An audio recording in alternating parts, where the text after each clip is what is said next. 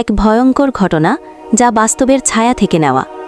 ভিডিওটি একা দেখতে পারো, তবে মনে রেখো, আল্লাহর নাম যার সাথে থাকে তাকে জিন স্পর্শ করতে পারে না। ভিডিও ভালো লাগলে চ্যানেলটি সাবস্ক্রাইব করে পাশে থেকো। গল্প শুরু।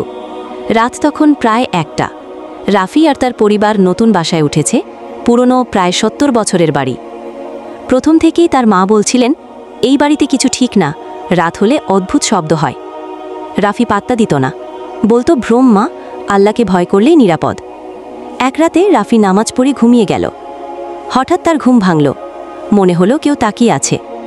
চোখ খুলেই দেখে জানালার পাশে কালো ছায়া, ঠান্ডা বাতাস, অথচ জানালা বন্ধ।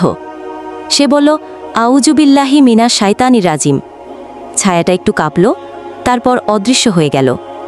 পরদিন ঘটনার মোড় ঘোরে। মা ঘরের এক কোনায় বসে কাঁদছিলেন। বললেন, রাতে আমি ঘুমাতে পারিনি, বারবার দরজার নিচ দিয়ে যেন কেউ চলাফেরা করছিল। আর একসময় আজান শুরু হলে ঘড়ির কাঁটা থেমে যায়। রাফি ভয় পেয়ে যায়। সে তখন ঘরের সব জায়গায় সূরা বাকারা তেলাওয়াত চালাতে থাকে। কিন্তু একটা ঘরে গিয়ে সে দেখে সেখানে কুরআনের রেকর্ডিং চললেই বন্ধ হয়ে যায়। এই ঘরটাই ছিল ঘরটা যেখানে আজান থেমে যায়। এক আলেমকে ডাকা হয়। আলেম এসে বললেন, এই ঘরে জিন বাসা বেঁধেছে, কারণ এখানে একসময় জাদু করা হতো। তিনি বুঝিয়ে দেন, যে ঘরে সূরা বাকারা প্রতিদিন পাঠ করা হয় সেখানে শয়তান থাকে না। তিনি পানি পড়ে দিলেন, ধূপধুনোর কিছু নয়, শুধু কুরআনের আয়াত।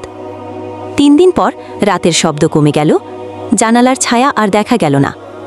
রাফি আজও বলে, আমার জীবনের সবচেয়ে ভয়ঙ্কর রাত ছিল সেটা, কিন্তু আমি শিখেছি আজান আর কুরআন এমন এক অস্ত্র যেটা জিনের রাজ্যকেও কাঁপিয়ে দেয়।